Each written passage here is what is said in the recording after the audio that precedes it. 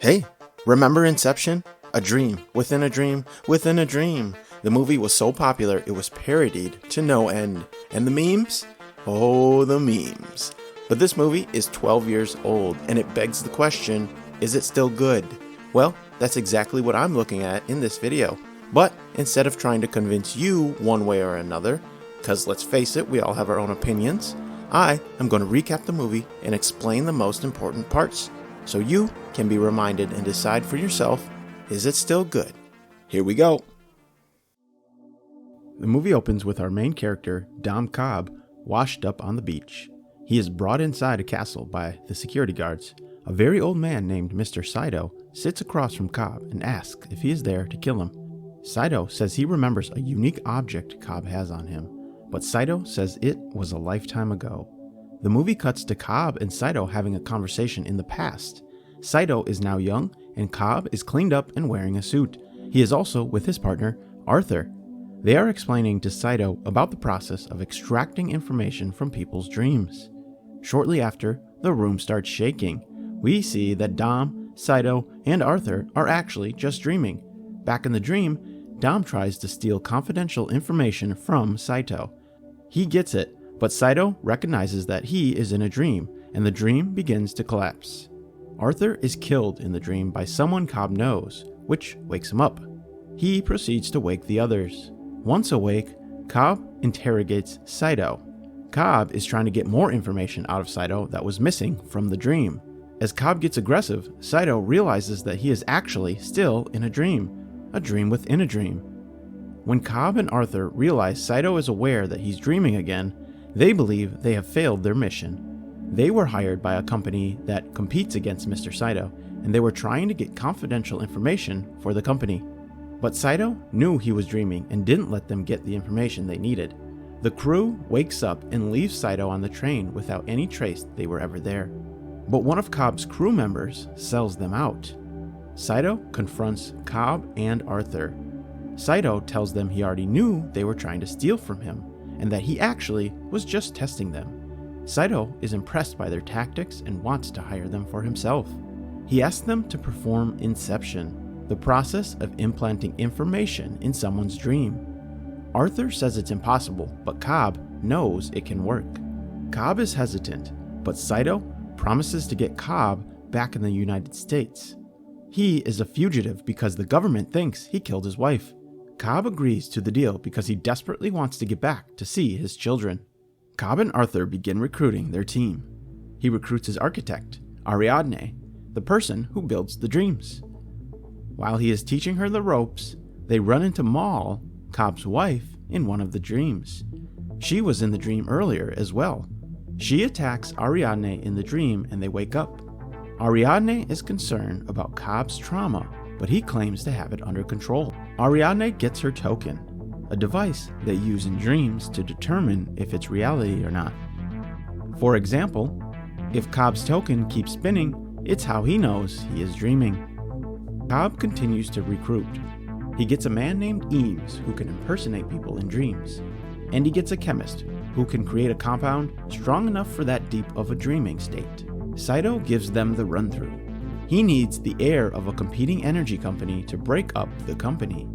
Eames and Cobb lay out a plan and begin doing their research on their target, Robert Fisher. While preparing for the mission, Ariadne learns more about Cobb's trauma. She enters his dream and sees he is clearly affected by her.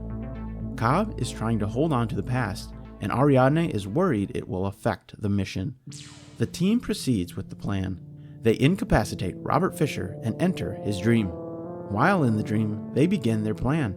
But right away, they are unexpectedly attacked by Fisher's subconscious. Cobb tells the team Fisher must have had training and his subconscious is defending itself from an attack. Saito is shot, and Eames is about to shoot him to wake him up. But Cobb tells the team that because of how heavily sedated they are, they will not wake up. Instead, their minds will drop into limbo, and there is no guarantee of coming back from it. The stakes have increased, and the team has no choice but to proceed. They continue with the plan and begin implanting seeds into Robert Fisher. Cobb reveals the truth about his wife Mal. Him and her were stuck in limbo for 50 years. When they finally woke up, Mal thought it was still a dream, and in order to get back to reality, she had to kill herself. Mal took her life, and Cobb fled the country. Back in the dream, they are fleeing Fisher's security. They link up and go into another dream, the second dream deep. Inside, Cobb pretends to be Fisher's dream security. He tells Fisher he is dreaming and attempts to gain Fisher's trust. They play it off like they are protecting him, but in reality, they are continuing to plant seeds for Inception. The team sets it up so Fisher thinks his uncle is breaking into his mind. Fisher agrees to go another layer deep to stop his uncle, but really, the team needs to continue planting seeds deeper in Fisher's subconscious. Time is running out for the team. The process for waking them up, which they call the kick, begins. In the third dream, they rush to infiltrate Fisher's deep subconscious. Cobb's mind brings his wife Mal into the dream. She kills Fisher and it sends him into limbo. But Cobb and Ariadne go after him and try to bring his mind back. They run into Mal in limbo. She wants Cobb to stay there with her and be lost forever, but Cobb knows it's not reality and fights it. Ariadne finds out Cobb knows Inception works because he did it to his wife. When they were in limbo for 50 years, Mal thought it was reality, so Cobb implanted the idea that death is the only escape. And when they finally returned to reality, that idea stuck in Mal's head and she continued to always believe reality wasn't real. Cobb said he had no clue that that idea would grow in her mind like a cancer. But Cobb is able to finally deal with his guilt and he lets her go. Mal gives up Fisher and he is woken up to the next dream. Back in the third layer deep, Fisher discovers the final seed they have implanted in his subconscious.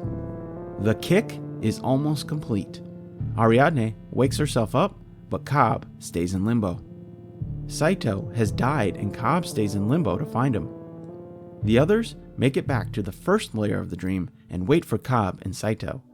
Cobb shows up to a very old Saito, just like in the beginning. Saito has spent an entire lifetime in limbo since he has died in the third layer of the dream. Both of them slowly remember who and where they are.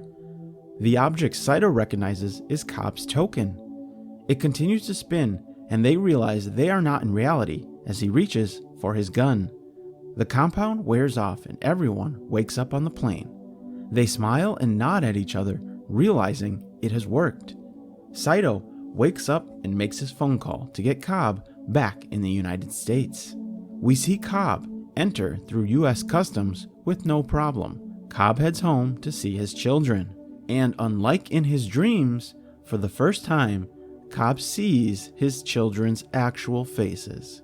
However, the movie ends with Cobb's token still spinning, leaving you to wonder, is he still dreaming?